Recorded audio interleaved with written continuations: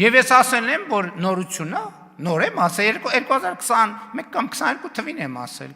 ասա ինչքան էլ դառը լինի, մենք պետք է առերեսվենք Ղարաբաղի հարցը մի շարք երկրների կողմից օգտագործվել է որպես թոք Հայաստանի շարժը եւ զարգացումը թույլ չտալու համար։ Դուք էլ եղել եք այդ թոքի թելերը։ Ավելի պարզ,